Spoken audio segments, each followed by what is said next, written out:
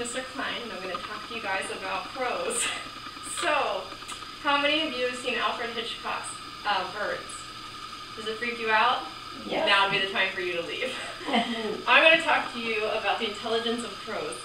So, like many great ideas you can't get rid of, I was at a cocktail party, and my friend was complaining to me about crows in his yard and how he could get rid of them. And he was telling me we need to exterminate them.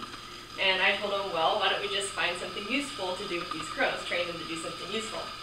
And of course he told me, no, that's impossible. And so I'm sure I'm in good company when I say this, but that's incredibly annoying.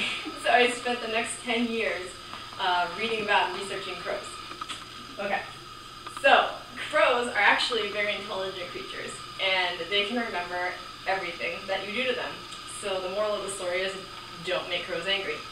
At the University of Washington, students would go out and they would capture crows, and they would bring them inside and do experiments on them and then release them. Well, something that they weren't expecting is a couple hours later, after they released the crows still remembered them. And then a couple hours later, still remembered them. A couple days later, a couple weeks. And it really surprised them when a couple years later they came back to the campus after they had graduated and the crows still remembered them. And so the way that they have resolved this issue is the students now wear big wigs and masks when they go out to collect the crows. Okay, so I'm going to talk to you about a vending machine I decided to make for these crows because I once saw them out and I realized that in Japan, they actually are doing something very interesting, something you wouldn't expect.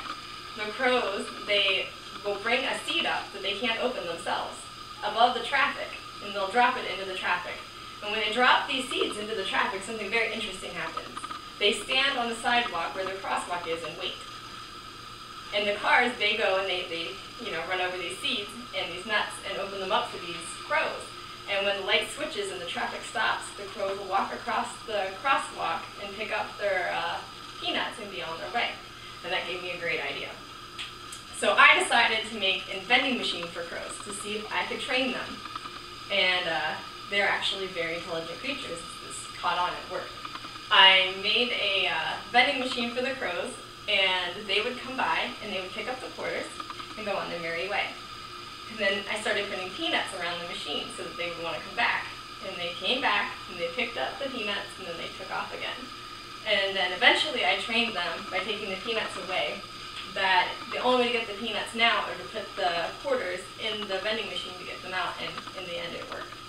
So crows are actually very intelligent creatures, and I'm happy to find out that we can actually train them. Another interesting fact about crows, and about people in general, is we always focus on animals that are going extinct because of the overpopulation of people on this earth.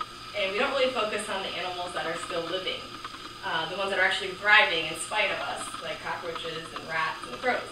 And I just think that it would be a really good idea if we found ways to work with these animals instead of trying to exterminate them, because anyone who's trying to get rid of cockroaches knows it's very difficult to get rid of these creatures. Because they become more adaptable to us the more populated we get.